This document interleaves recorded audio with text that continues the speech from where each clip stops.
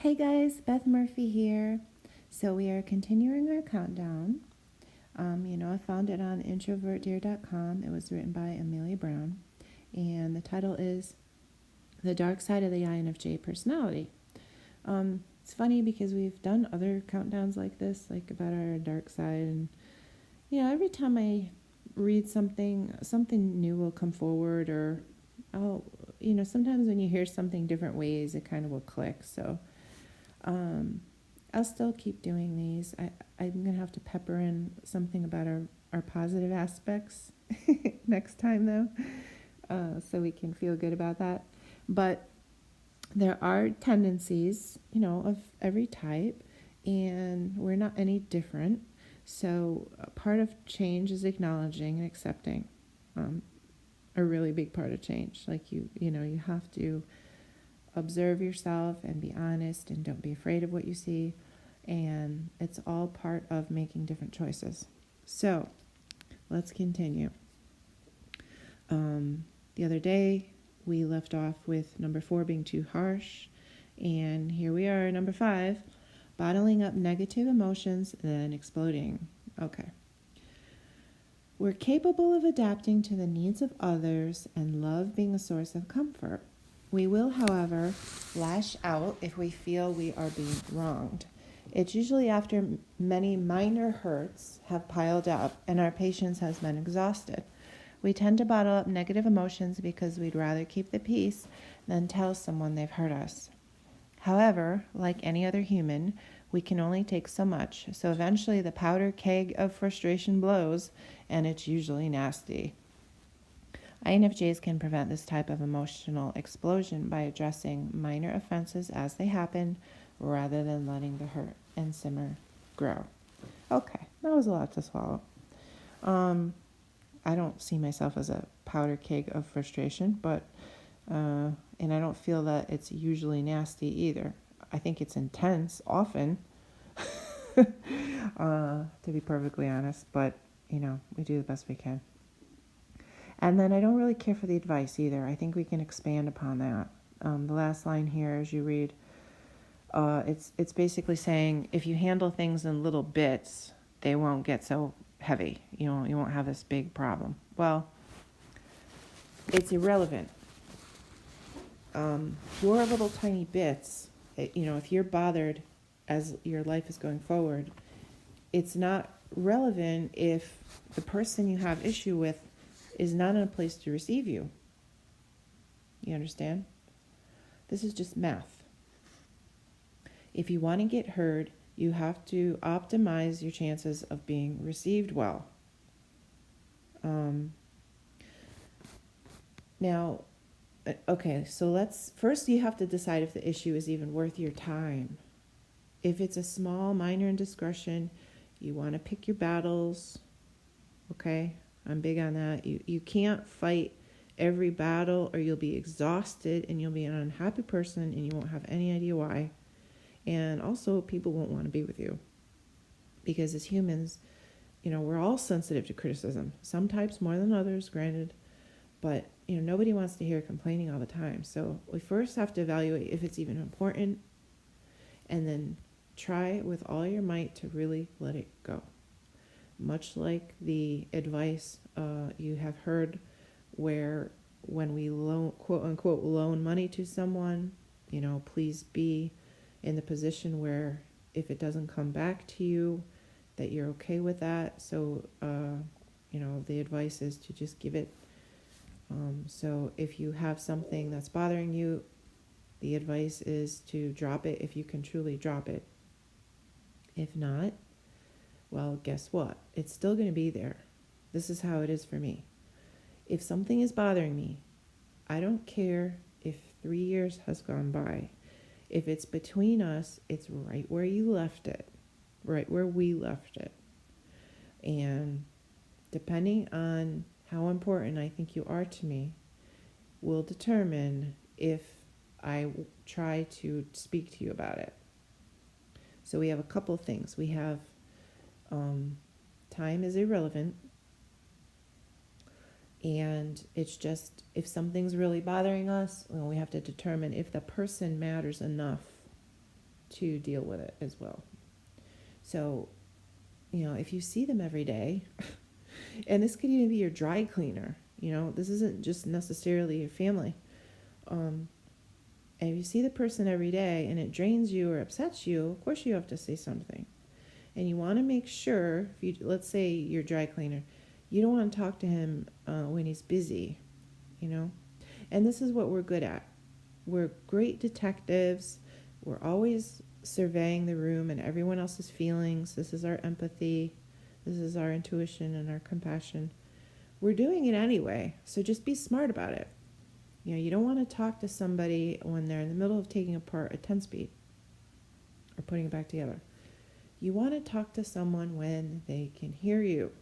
You also want to talk to someone when you're not upset, okay? We don't need you blasting them. Because again, it's always the outcome. I said the other day in my last video, the goal is peace. Well, you can't argue with that. Do you want a peaceful life or do you want an argumentative life? So choose your battles, drop it if you can. And yeah, if you have to talk to someone, you got to make sure they're in the receiving mode, because they already have trouble following us, unless you're talking to someone like you. And when I talk to my INFJ friends, well, first of all, they don't bother me. They don't upset me. They don't irritate me. And they've not said anything to me, so I don't think I bother them either.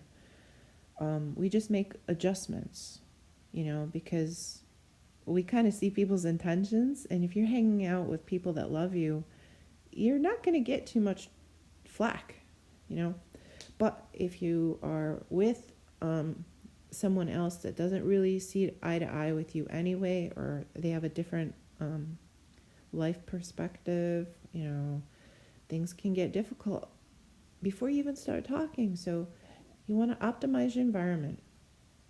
Pick a time, read them, figure out, when can they hear me best, because I want a good outcome. I'm not just making it about them, it's about you too. You want to get heard. You want to be understood. And it's really important for us to do things that make sense. So, yeah. So I would wait until you feel more of a loving heart rather than, the ego mind is the one that wants to criticize and wants to make someone right or wrong. That's recognize that. Recognize when you're reacting rather than responding, and wait until you're in a responding place. Well, here's something that happened the other day or last week, and this is how I ended up feeling, and I just want to talk about it, because remember, it's about unity. You want to be close to this person again. You want to have a good relationship with this person again, whether it's your child or your spouse or even your dry cleaner. You don't want them scowling, or you just don't need all that nonsense, the underlying nonsense. Well, I don't think he tried hard enough to get that stain out. It's it makes so much drama. So just clean up the energy the best you can. I'm just deterring a little bit from the advice in this article. It doesn't always have to flow out with each little increment. Yes, of course, we shouldn't blow up, because it will pile on top of each other, these issues. But first and foremost is they have to be in the receiving place, and hopefully you're with someone that cares about you, whether it's your husband, your wife, whatever, or your dry cleaner. Hopefully they care about you, and that's why you're with them, and that's why you chose them. So that's for you to determine too. You're always in control. But you just want to make sure that you optimize your chances for everyone to feel good. You want both parties to be feeling good. So, and then you won't have that blow up, feeling. So you know that you're in charge, know that these things are your choices to spend time with whomever these people are. And also, please remember, they are trying their best.